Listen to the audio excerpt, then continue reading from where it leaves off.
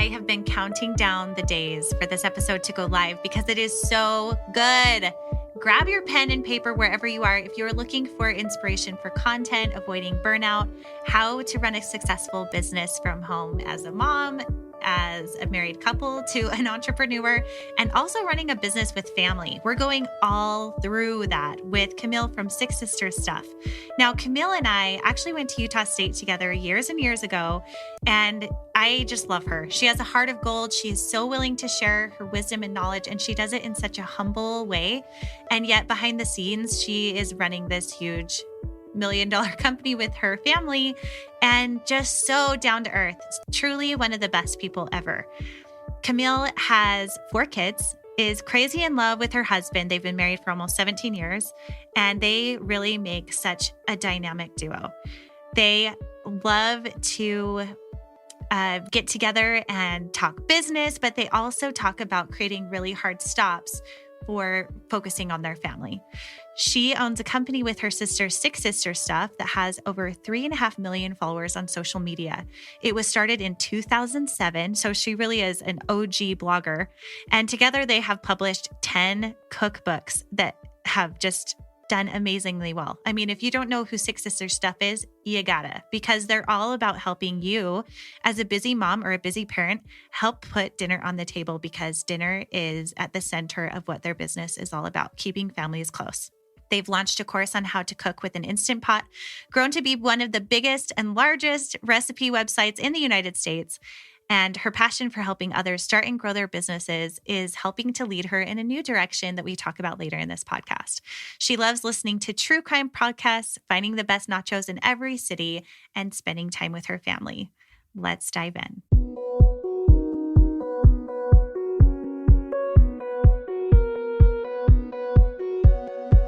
So you want to make an impact. You're thinking about starting a business, sharing your voice. How do women do it that handle motherhood, family, and still chase after those dreams? We'll listen each week as we dive into the stories of women who know. This is Call Me CEO. Welcome back, everyone, to Call Me CEO. I am Camille, your host, and I am so thrilled because I am talking to the best Camille I know, Camille Beckstrand from Six Sisters Stuff, who helped create this program and this blog and this movement more than 14 years ago. Like, that just sounds insane. And we're going to dig in deep today. I'm so excited, Camille, to have you here today. Thank you so much. Oh, thanks for having me. And it's just something about the name Camille. Like, I've never met a Camille I don't like. So I can agree to that. I feel like Camille is a really good name, and it's not that common. So when you meet one, you're like, okay, are you upholding the standard? Because it's a thing. It's like a kindred spirit type of thing. Like all the Camilles, we feel each other. So. I agree. And what's really fun, Camille and I actually met at Utah State years and years ago. And I was actually able to watch from the sidelines a little bit, her and Jared fall in love. So how many years have you been married now? We are coming up on number 17. Wow. So yeah, this summer will be 17 years. So it's been a long time, but it's been a fun ride.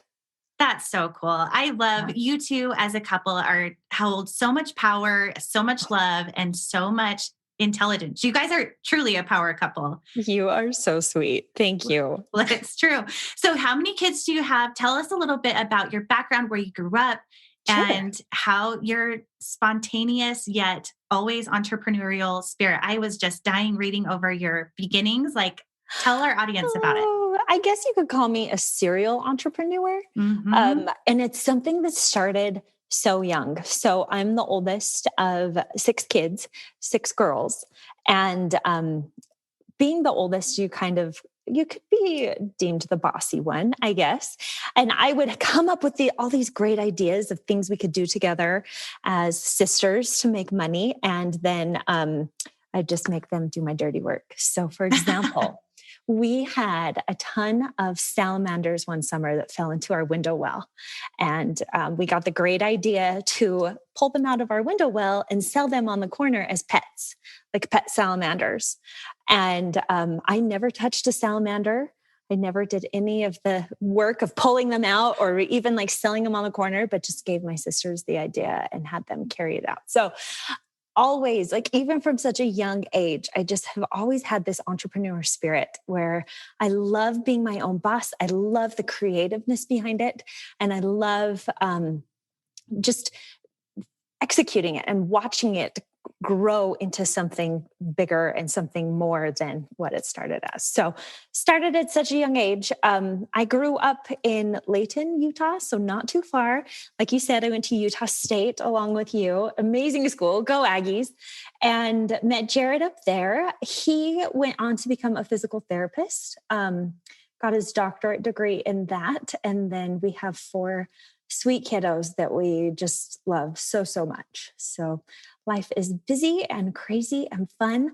But yeah, I just have always had this entrepreneur mindset. Even since graduating from Utah State, I went into elementary education, which was such a great program. But after the 4 years, I realized that wasn't where my passion was. It was in business and it was in marketing. And so I did a complete 180. I never taught school, even after I got my degree, and started my very first company shortly after we got married and had our first kid. So, well, that's amazing. I think it's funny because we actually share that in common. I actually have an education degree as well from Utah State, but yes. but beyond student teaching, never taught in the classroom. But I feel like blogging in a way, it translated that educational, like that education spirit, but also the entrepreneurial spirit. And it was, had blogging been around as a course, I think we would have taken it. You know what I mean? Oh my gosh, yes. And all the classes that they have up now, have up at Utah State now, and at other colleges, I'm sure they've got like women in social media, social communications, like all these things that I'm like, oh, I would have loved to have that class. But it's fun to watch the world evolve and for these new jobs and these new opportunities for not just entrepreneurs, but all businesses to join this social media and online movement. So yeah, pretty I agree incredible. with that. Yeah. And it's what I love so much too, that you tapped into, and what this podcast is all about is the opportunities for women. And Yes. there's so much available online now where we can have a flexible lifestyle and still be creative and pursue those dreams. But you truly are a pioneer when you started with the blog. And how did that all start? And where did you get the inspiration? It really was an accident. Like just, it started as a way for my sisters and I to stay in touch. So started the blog, Six Sisters Stuff. There really are just 6 of us, no brothers. We're all biological sisters. And we used it as a way to stay in touch with each other. I mean, 2011 is when Six Sisters officially started. I had dabbled in other online businesses before, but 2011 is when Six Sisters Stuff started. And that was at the time when cell phone plans were like you could only talk to people who had your same phone provider, like T-Mobile could only talk to T-Mobile unless it was after 9 o'clock. Text messages were like a quarter. And so to stay in touch with each other as sisters was really difficult. It was just different. And so we started the blog as a way, just as another way to stay in touch with each other. And from there, we started sharing recipes. And from there, it really was just at the same time that Pinterest was taking off. And we just happened to start at the right moment, be in the right place at the right time. And we kind of grew right with Pinterest. And so that was good timing. Yeah. Oh my gosh. And like talk about like just little miracles and tender mercies that just everything worked out the way it was supposed to. And so that's incredible. I mean, so what's funny to think about is, first of all, that you had the idea to do it, and that it was, I love that it came from a place of love to be connected to your family and to really provide resources for each other and recipes and, hey, try this and what about that? And I think it was this natural attraction because people can sense that this is a place where I can come for resources and ideas, but also love. Like there's just so much about your brand is about family and traditions that you have together and ways to stay connected and to love each other. How were you able to create such a cohesive workforce with a family? I mean, even your dad is involved and an uncle. And how do you do that? Like, that's just incredible. You know, it has its challenges for sure, but as does any business. But sometimes Sure. when you mix in family, it makes it a little bit more difficult. And so we've had our ups and downs for sure over the years. But I would say, um, for the most part, like we just uh, communication is key. Like it has to happen, and it has to be open, and it has to be raw and honest, which is really hard to do sometimes. And that's something we are still learning and still working on. But I think what it came down to for us and like what has helped us so much is just the foundation that we had when we started. Like family was so important when we were growing up. Um, like family dinner was something that happened every night at our house. And we were all busy and super involved in sports and other extracurricular activities. But we always knew my mom would have family dinner on the table at 5:30 or 6 o'clock. And we always knew that was the one time our family would be together. And so we just had this really solid foundation of family. And I feel like that's carried on into our business. Like when we started this business and started really putting the emphasis on family dinner, I did not realize that there were people out there who didn't have family dinner every day. I just thought that was what you did. That was what everyone in the world did. And I didn't realize that it was such a, a dying trend, a dying tradition. And so we decided to make that our focus is we want to share everything that's going to help a busy mom or busy dad get dinner on the table so that they can have that time to connect with their kids and their family and build those strong bonds and have that strong relationship. So everything we do is based on that. Oh, I love it. And I have found the same thing. We have a lot of recipes on our blog at My Mommy Style, and I Mhm. shared quite a few recipes on TikTok. And you wouldn't believe the number of kids that I had Right. messaging and saying, "You actually do a family dinner? Like you guys actually sit down together and eat?"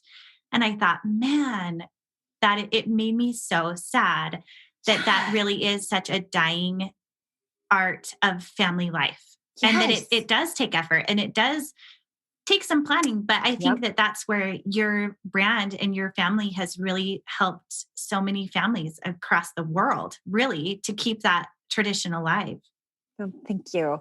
That that really means a lot because that really has been such a big part and a big focus of what we do is just trying to bring that tradition back and reintroduce it into homes that maybe haven't done it for a long time or maybe haven't in this generation done it. And we just there's so many pros and so many positives that come from sitting down together as a family and talking and eating together. And I love that it's including food because food is such a way to bring people together. I mean, I love food. I love good food. And so you combine that with sitting down and talking with your family and it's the perfect combination. It really is. Yeah. Okay, so let's get to the nitty gritty because you Okay. guys have been running this for years and For you've done years. so many incredible things. But take me back to the beginning. You started this blog. Yes. When did it start to monetize? And when did you know that, okay, we're onto something? It really we had one recipe back in 2011. It was our slow cooker honey sesame chicken. Like just such a simple recipe. Throw frozen chicken in, you throw some sauce in, let it cook all day. And it went viral. It wasn't even Mm. that great of a picture. I took the picture with my phone and it That's okay back then. it was okay back Yeah. then. We Yeah. didn't have to edit pictures. We didn't have to use No. Photoshop, but it just exploded. And we had so much traffic coming to our site that it like shut our site down and we had to keep paying for upgrades so that more people could come to our site. And I think that's when we realized we are onto something here. And so then we started researching ways to monetize traffic. And we started figuring out how to take this from a hobby to a business. Because we thought, how great would this be if we as sisters and as a family could all kind of have this be like a little side hustle or a side gig or side job and bring in a little bit of extra income for our family. All of our husbands were going to school or working. And it was just such a great way as a stay-at-home mom with these young kids to be able to help provide and help contribute to your family's finances. So we started getting more serious about it. And I would say by like 2013, we really had caught our stride and it was incredible. It was such a game changer for all of us that we could turn this fun hobby into really a career that was making us pretty decent money. And so from there, we decided to launch a blog conference. It was called the Build Your Blog Conference because we really wanted to help other women, especially, but men came too, and teach them how to turn their hobbies and their passions into a business. And so that's kind of where that came from. And from there, we've tried so many different things. We've branched into fashion and style, so much to the point where we even had our own clothing line for a little bit and got involved with all that goes with that. I know you have had experience in that world too. We launched into fitness and dabbled in that for a couple of years. We launched into a meal planning program to help get dinner on the table. Like, we had so much going on. And cookbooks. Don't forget your cookbooks. We did. We just barely published our 10th cookbook, 10 cookbooks in 10 years. Wow. And it has been, we basically haven't stopped in 10 years, just going 100 miles per hour. But there's been a lot of failures and there's been a lot of successes. But the thing is, like, those failures, I don't even like to call them failures. Really, they were more of like lessons learned and made us reevaluate, okay, what went wrong and why didn't it work and what can we do better in the future? And it was all those failures added up together that helped us move past that and move on to something greater and move on and apply what we learned into the next part of our business. And I feel like in any kind of business, you are going to have a lot of failures and you can't let those pull you down. You have to, you can take a day or whatever you need to kind of wallow and feel bad for yourself that it didn't go as you'd hoped, but then really look at the lessons that can be learned from that failure and apply them to the next thing that you do. And that will make all the difference. Have you been thinking about trying to discover your why and maybe defining your purpose a little more clearly? Well, I created a free 5-day email sequence that helps you do just that. It helps you dive into who you are, what your special talents are, and even pushes you a little bit out of your comfort zone with asking questions of people that are close to you. So go to callmeceopodcast.com to access that. And I have a little sneak peek of something up and coming about how to become a virtual assistant. So if that is something that you would think you might want to do in the future, stay tuned, get subscribed to the newsletter so you can hear about all the details, because we will have special discounts for those who are subscribed to our email list. You can go there and find more information at callmeceopodcast.com or camillewalker.co. Can you think of a time specifically that you had a perceived failure that then morphed into something that became a breakthrough? Sure. I would say one of our really big failures was when we decided to launch Six Sisters Style. That was what we called it. And we started its own Instagram account. This was at a time when there were, it was a couple years ago, like just this whole, slew of women started these Instagram accounts where it was all about fashion and where they got their clothes from. And it was so fun and we loved it. And we were following all these people and we thought we could totally do that. And instead of like just linking to other things that we bought, we should just sell our own clothes. We have a big enough audience that this would be great. It would be so easy. And so we worked with people in China to get some inexpensive clothing and then get it shipped over here to America. Well, it got stuck in customs for, I want to say it was like 2 months. And we had a booth at Pinners Conference where we were going to be selling all our clothing and like do this big official launch. And we literally had nothing to sell. And the clothes, when they did finally come, reeked of fish and were so stinky. And we just thought, we cannot sell these. And by that point, we had purchased winter clothes to sell. And by that point, winter was done and we were moving into spring and the styles were going to be out of fashion. And we just thought, this is a hot mess. And we just threw away thousands of dollars. And we learned a lot. We learned that you've really got to do your research before you jump into something as big as that. And you need to think about all the things that could go wrong so that you're prepared for those things in case they really do happen. We just jumped in so blindly and thought, like, what could go wrong? Nothing. This is going to be so easy. And it wasn't.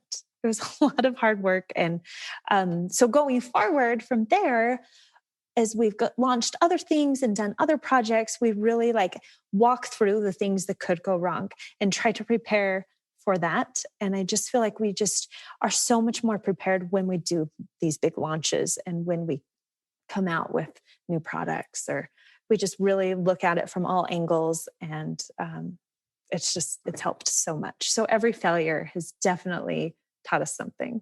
Yeah, that's a really good example. And yes, I did have a similar experience getting product stuck. Yes. And it was awful. And I thought, man, that part of business is not for me. Like the customer service and letting people down. And I hated that. Just so many missed expectations.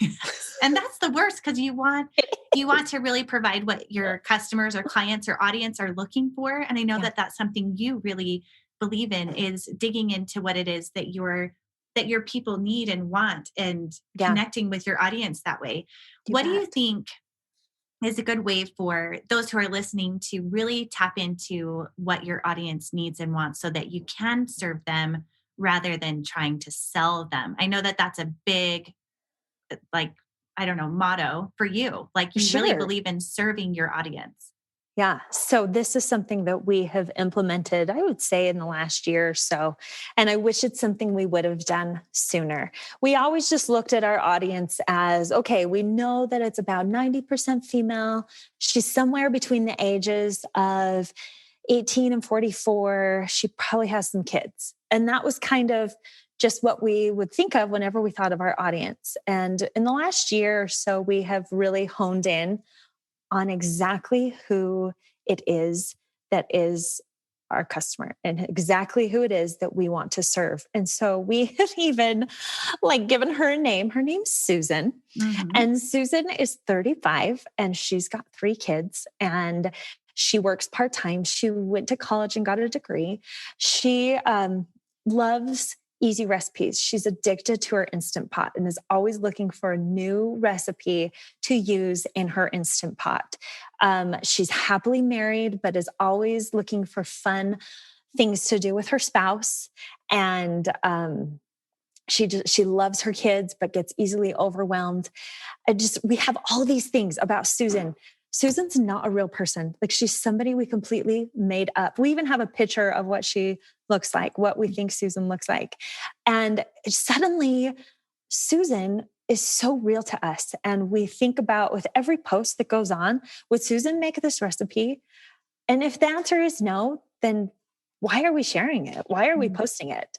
And so as sponsors have reached out to us in the last year, we always think, okay, is this something Susan would buy? Is this something Susan would use? And if the answer is no, we just tell them straight up, we're not interested. Thank you so much, but we're not interested. It's not going to work for us, because we've really honed in on Susan and what she needs. And by doing that, we know exactly how to serve her. And that's what it comes down to. Every Instagram story, every YouTube video, every post that goes out on Facebook, we think about Susan and think about, how is this helping Susan? And how are we serving Susan?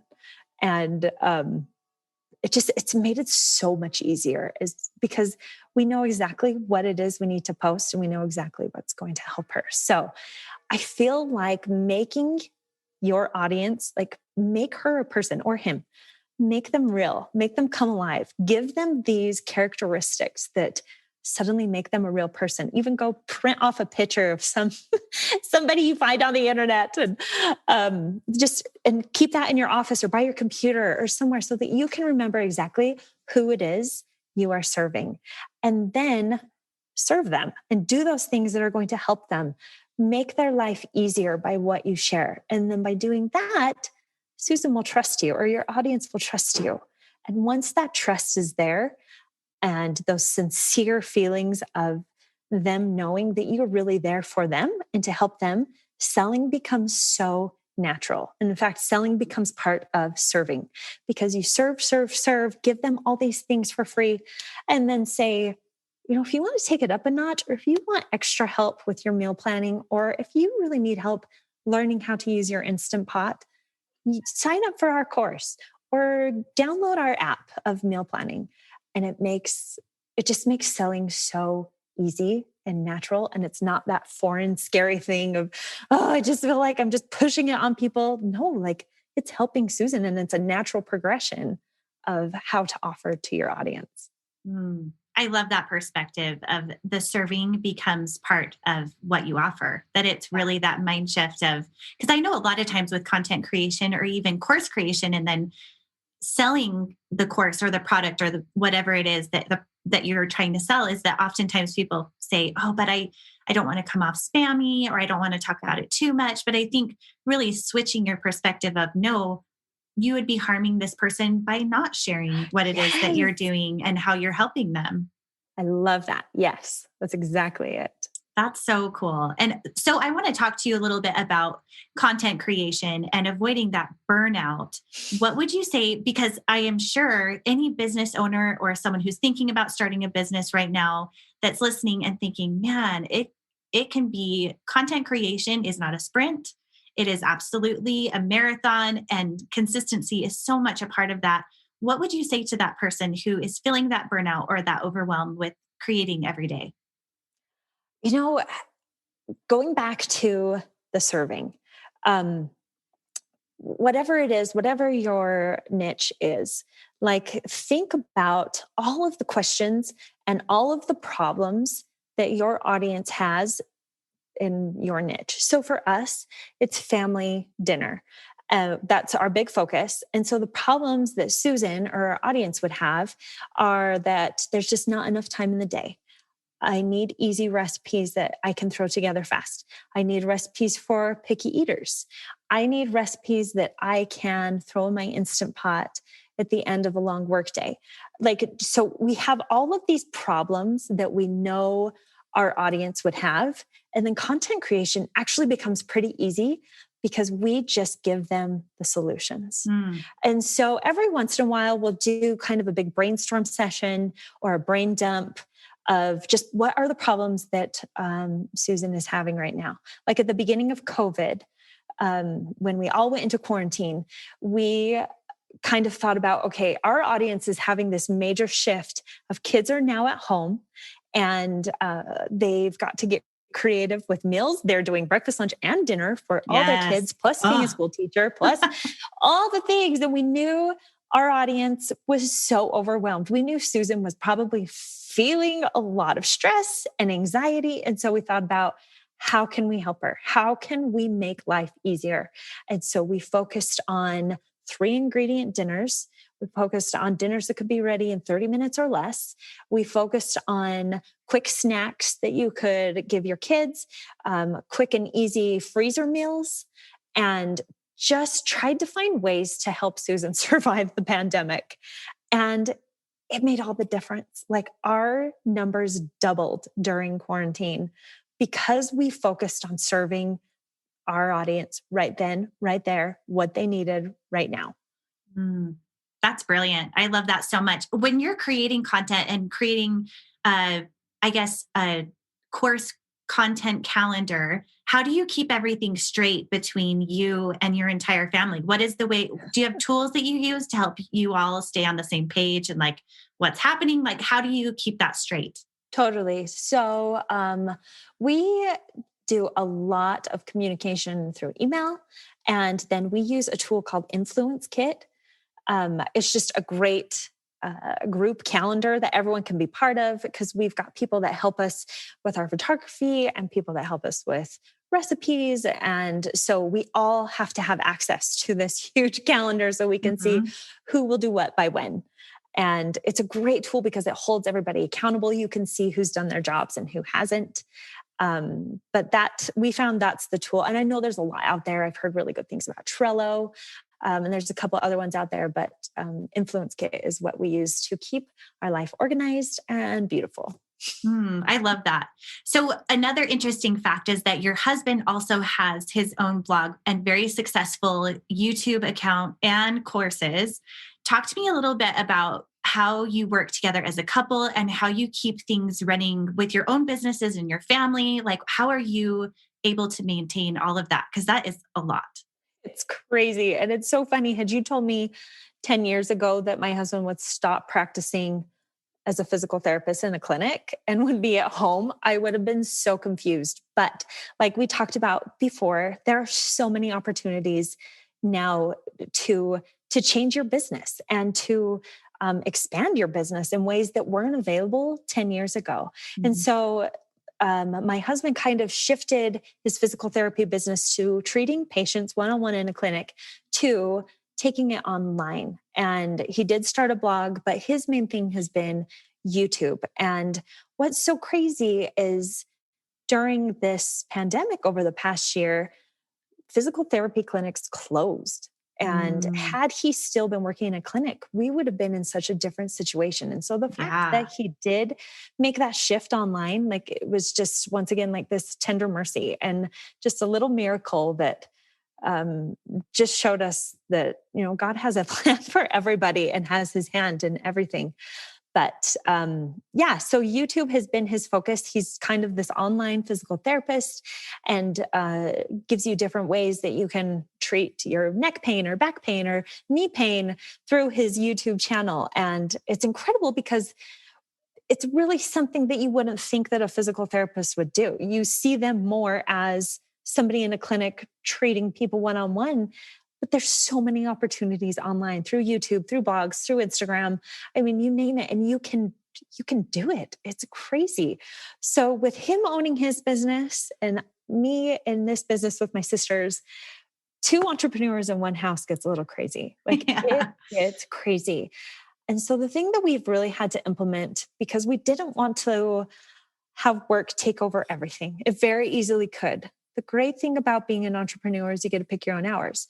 The bad thing is you still have to work 60 to 80 hours a week to make your business successful. And so we really have just had to implement what we call hard stops. Dinner time is every night at 6:00. And at that time, we're done working. We have to be done. Both he and I will just what's the word? Unplug. That's what I was going for. Unplug from our computers, unplug from phones, and just be present as a family. And every Sunday night, he and I sit down and plan out our week so that we know, like, okay, I'm going to be filming a YouTube video at this time, and you're going to be, doing a TV segment at that time, or whatever it is. And we plan out our week, and we just have really had to work together as a team to work around each other's schedules. But it's been really good, and we've made it work. It takes a lot of teamwork, and that comes through a lot of communication and openness. And we've worked through a lot of things, but it's been awesome. Wow. Well, you two are so inspiring. And we didn't mention your husband's the name of his site. It's Tone and Tighten. And they also offer a mommy tummy fix program that's incredible for correcting diastasis recti. Yes. Say it right? Yep. And it's incredible. After mamas have babies. Yes. It's such an awesome program. You guys have so much going on. And now you're looking forward to creating a course for business owners who want to take blogging into the YouTube space, as that has been so successful for your family. Tell us a little bit about that and what is that going to look like? So we've come to realize how important video is. And we jumped feet first into YouTube, I would say about 3 years ago. My sister, Kristen, really just took it and ran with it. And we've seen a lot of success. And it's just because so many people, that's where they go to learn. And so we thought, well, let's be there and teach them how to make recipes and how to use their Instant Pot and how to get dinner on the table. It's just another place where you can share content. And it's such a great place because it's totally different than blogging. Mm-hmm. And of course you do have to show your face, and that means you have to get ready and put makeup on and take your jammies off. But for the most part, it's been amazing. It's just, you reach a totally different audience, and it's a really good supportive place to be. And so we have come to realize what an important part of our business that YouTube is. And we wanted to be able to teach that to other people. So we're getting ready to launch a course that teaches influencers, especially bloggers, how to go from just being a blogger or an Instagrammer and to take that on to YouTube, because it is such an incredible platform that people need to be using. If you want to be an influencer, the world is shifting to video. And so you've got to get on now. So that's kind of the direction that we are headed, and we're super excited about it. So smart. I feel like I need that course because video is where influencing is going right now. Even the last few years with TikTok and everything else. And it is weeding out some bloggers that were on the fence of, am I going to keep going with this? Am I going to pivot? Because influencing and content creation is all about pivoting and changing. And you have to be comfortable with video now. Like it really is part of the way that it's going. Building a successful business takes a clear understanding of your goals and where you want to go. That is why I love Cube Money. It is an app card combo that allows me to assign a purpose to each dollar in my checking account. No more wondering where you stand in regards to your bills, because with each transaction, you make a mental check-in with your balance. Create goals and stick with them in your lifestyle and business so you can live more and stress less. Go to cubemoney.com/Camille to get started today. That's Cube spelled Qube money.com today, and make those dreams a reality. How would you suggest to others who might feel uncomfortable on camera to feel more comfortable with it? Do you have tips for that? You know, it was super scary for me starting out because I loved hiding behind a computer screen. I loved that I could put these recipes on our blog and then not worry. I wore pajamas for 5 years and nobody knew. Yeah. But you do, like you said, being in this world of social media and influencers, it's constant evolution, and you have to be willing to change. You have to be willing to try new things. Otherwise, your business won't last. And that across the board, that's how it is with all businesses. Like you have to evolve, and things change fast. And so you have to stay on top of those things. For me, the biggest thing has just been being totally genuine to myself. Like I didn't change who I was when I was on video. Like if you go to YouTube, I'm just in my kitchen. I'm wearing just normal clothes. I do have my hair done, but it's just me doing it. And it's just, I feel like it's a really good way to show up for your audience as yourself. And don't be afraid to be yourself, because there is somebody that needs you exactly the way you are. And that's kind of been something we think about and keep in mind. Like we're there for that one person. We're there for Susan. And there's going to be people who leave mean comments about the way you look or what you're sharing or making. But as long as you help Susan, that's all that matters. And so we really just try and focus on the one and show up for the one. And that's really helped me, having to do so much video now and show my face so much now, just keeping that one person in mind. Like if I can reach her and help her, then it's worth it.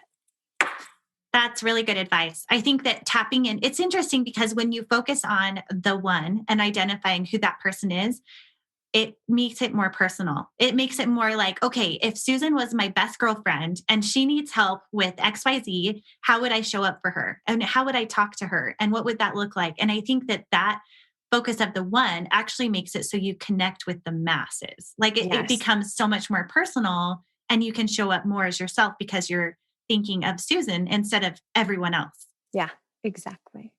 Well, that's brilliant. Is there a time that you felt like you looked back at this journey and you thought, I wish I would have done that differently? Or I wish maybe advice you would give to yourself looking back? Is there anything that for those listening, a lesson you've learned that you would want to pass along?